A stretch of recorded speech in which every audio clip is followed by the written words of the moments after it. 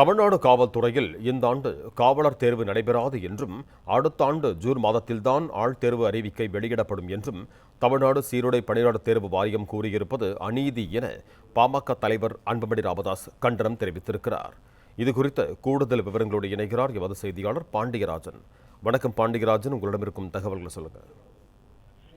பாமக தலைவர் அன்புமணி ராமதாஸ் வெளியிட்டிருக்கக்கூடிய அறிக்கையில் தமிழ்நாடு காவல்துறையில் காலி இடங்களின் எண்ணிக்கை மாதத்திற்கு மாதம் அதிகரித்து வரும் நிலையில் 2026ஆம் ஆண்டில் காவலர்கள் நியமனம் நடைபெறாது என்றும் 2027ஆம் ஆண்டு ஜூன் மாதத்தில் தான் ஆள் தேர்வு அறிவிக்க வெளியிடப்படும் என்றும் தமிழ்நாடு சீருடை பணியாளர் தேர்வு வாரியம் தெரிவித்திருக்கிறது.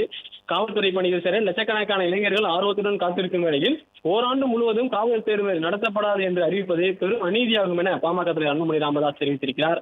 தமிழ்நாட்டில் காவல் நியமனத்தை தாமதப்படுத்துவதை எந்த வகையிலும் ஏற்றுக்கொள்ள முடியாது எனவும், இந்தியாவில் அதிக எண்ணிக்கையில் காவலர்கள் தேவைப்படும் மாநிலங்களில் தமிழ்நாடுதான் முதன்மை இடத்தில் உள்ளதாகவும் அன்புமணி ராமதாஸ் குறிப்பிட்டிருக்கிறார்.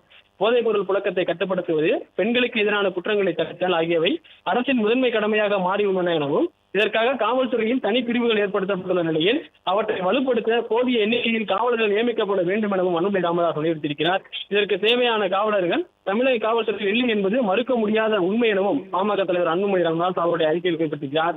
2025ஆம் ஆண்டில் அறிவிக்கப்பட்ட காவலர் தேர்வுக்கான முடிவுகளை அது தொடர்பான வழக்குகளை முடித்து உடனடியாக வெளியிட வேண்டும் எனவும், 2026ஆம் ஆண்டுக்கான காவலர் நியமன ஆள் தேர்வு அறிவிக்கையை செப்டம்பர் மாதத்தில் வெளியிட வேண்டும் எனவும் அன்புமணி ராமதாஸ் தெரிவித்திருக்கிறார்.